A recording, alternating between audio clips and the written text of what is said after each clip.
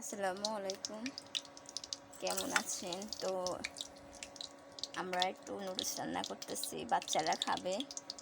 তো ওরা একটু আগে দেখেন ওই যে এখানে আম পুকুরে নামছে নাইমা আম ওগুলা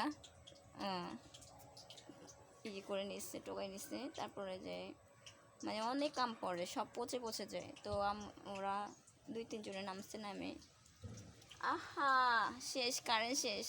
আমি যা নুডলস রান্না করতে নিয়েছিলাম, আমি ভাবছি এখানে চুলায় রান্না করব, কারেন্ট চলে গেছে। এখন কি করব? এখন তো লালকে চুলায় দিতে হবে। আহা, এসে গ্যাস লাইটটা নিয়ে গেছে, এখন চুলা জ্বালাবো কি দিয়ে আমি তো এটাই বুঝি না। এখান দিয়ে কারেন্টও চলে গেছে, এখন কি করব?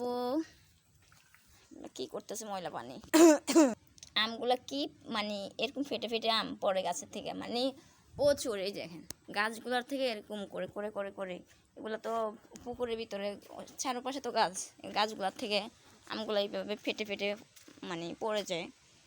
তো আমি তো আসলে পুকুরে নামি না, নামা হয় না। তো আজকে বাচ্চারা কী করছে, বলতেছে আন্টি পুকুরে নামবো। তো আমি কেউ ঠিক আছে নামো। তো নামছিল, তো তখন আমগুলা এগুলা পেয়েছে।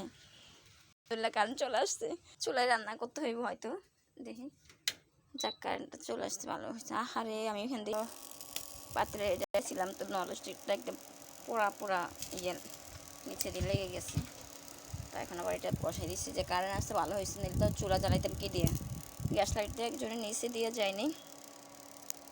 তা আম সত্য ইয়ে করছিলাম, আম সিদ্ধ করছিলাম আম সত্য দেওয়ার জন্য। এখন আবার এটার থেকে টক টক উঠবে কিনা বলতে পারি না, আসলে দেখাইতে মনে নাই। তো এই যে মশলা কষানো শেষ, আমার তো মনেই নেই, বলে গেছিলাম। এখানে লোক আসছিল, ওনাদের সাথে কথা বলতে বলতে আর মনে ছিল না।